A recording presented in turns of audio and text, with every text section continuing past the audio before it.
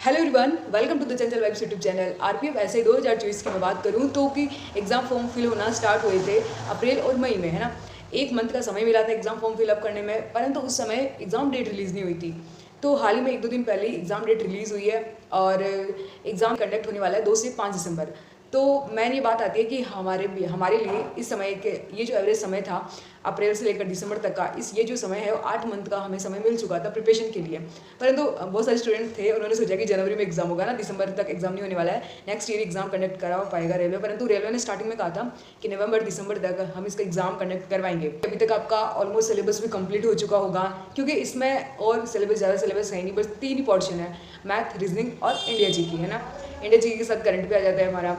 तो कि main focus किस सब्जेक्ट में हमारा होना चाहिए, जिससे कि हमारे पास जो ये समय बचा है ना, वो पूरा यूटिलाइज हो सके और हम ये एग्ज़ाम क्रैक कर सके। तो यार जीके है ना, अगर आप पढ़ने लगोगे तो जीके यार अथा भंडार है। जीके के 50 क्वेश्चन आएंगे, आप 50 से 50 क्वेश्चन किसी भी कंडीशन में सही नहीं कर सकते हो, किसी भी कंडीशन में। परंतु आप मैथ और रीजनिंग में अपना जो पूरा फोकस है ना, उसमें रखकर वो 70 क्वेश्चन सही कर सकते हो यार आप। क्योंकि 120 क्वेश्चन टोटल आएंगे, 50 क्वेश्चन आएंगे जीके के, 35 क्वेश्चन आएंगे रीजनिंग के और 35 क्वेश्चन आएंगे मैथ के। अगर मैथ और रीजनिंग में अच्छा कमांड है ना, तो आप बहुत अच्छा स्कोर पाएंगे आरपीएफ एसआई के एग्जाम में। बात करें कि अगर अभी तक भी अगर आप लोगों का कंप्लीट नहीं हुआ है ये पोर्शन, या फिर जीके कंप्लीट नहीं हुआ, रीजनिंग कंप्लीट नहीं हुआ, मैथ कंप्लीट नहीं हुआ, तो क्या करें। आई होप कि अगर जिन जिन बच्चों का कंप्लीट हो चुका है ना, आप लोग रिवाइज कीजिए, मल्टीपल टाइम रिवाइज करो यार, मल्टीपल टाइम जितना हो सके उतना रिवाइज करो। अपना जो सिलेबस है वो पूरा सिलेबस लिखो पहले तो, एक पेपर पर पूरा जीके के अंदर ये सिलेबस है, साइंस का ये सिलेबस है, हिस्ट्री का, पॉलिटी का, इकोनॉमी का ये सिलेबस है, उनके टॉपिक वाइज सिलेबस लिखो उसका। रीजनिंग और मैथ का भी पूरा डिटेल्स में सिलेबस लिखो कि ये रीजनिंग का ये चैप्टर है और मैथ का ये चैप्टर है ना।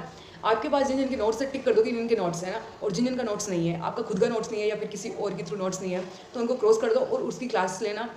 जीके में नहीं करना है ऐसा, मैथ और रीजनिंग में करना है ना। उनका क्लास लेना स्टार्ट करो या फिर उनका कॉन्सेप्ट क्लियर करो आप, है ना। अगर कॉन्सेप्ट क्लियर करोगे ना, तभी आप मैथ और रीजनिंग में अपना अच्छा स्कोर कर पाओगे। मल्टीपल टाइम रिवाइज करना है, क्योंकि ये जो टाइम बचाना है यार, आप लोग अभी देख लो, अभी अक्टूबर चल रहा है और नवंबर, और ये फेस्टिवल सीजन भी है।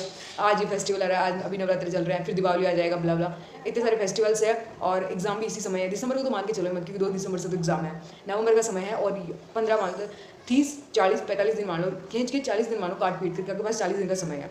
नई जैसी चीज़ें कोई नहीं है ना। अगर वैसे नोट्स या फिर कोई अभी भी लेके आना चाहते हो तो आप कोई बुक लेके आ जाओ, जैसे मैथ का कोई बुक लेके आ गए ना, अपने सारे कॉन्सेप्ट उससे क्लियर करो। देन टेक्स्ट बुक से आप क्वेश्चंस लगाओ ना, अपने मॉक्स लगाओ। मतलब अगर जिसका क्लियर है ना, तो आप ज़्यादा से ज़्यादा मॉक लगाओ, क्योंकि ज़्यादा से ज़्यादा मॉक लगाओगे ना, तभी आप खुद के अंदर कॉन्फिडेंस डेवलप कर पाओगे।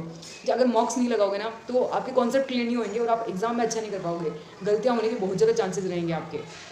तो आप अपने कॉन्सेप्ट क्लियर करो और मैथ में जो चैप्टर वीक है ना, और जिन चैप्टर से ज़्यादा क्वेश्चंस पूछे जाते हैं, उन पर अपनी अच्छी कमांड करो।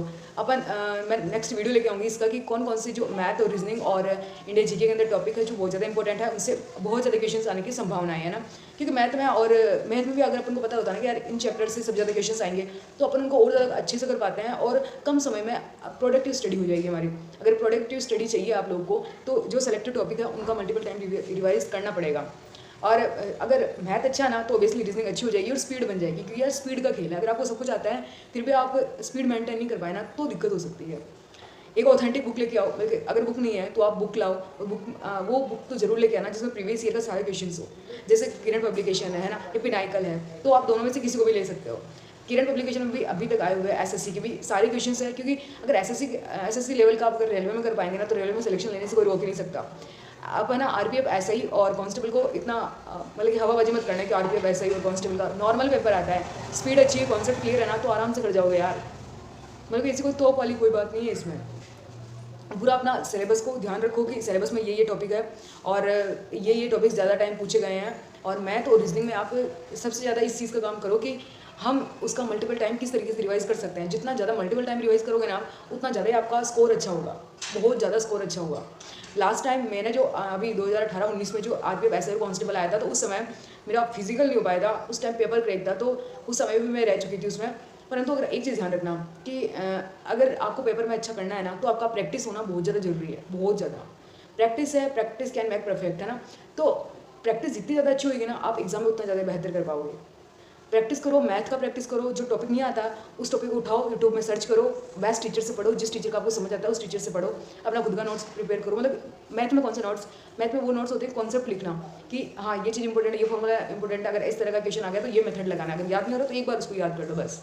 कॉन्सेप्ट दिमाग में होता है तो फिर वो फटाफट अप्लाई हो जाता है, कॉन्सेप्ट दिमाग में नहीं होता तो फिर अप्लाई करने में दिक्कत आती है। और मेंसुरेशन में भी ज़्यादा दिक्कत आती है यार बच्चों को। खैर अगर मैं मेरी बात करूँ तो मुझे तो आती थी मेंसुरेशन में दिक्कत, पर वर्तमान में नहीं आती।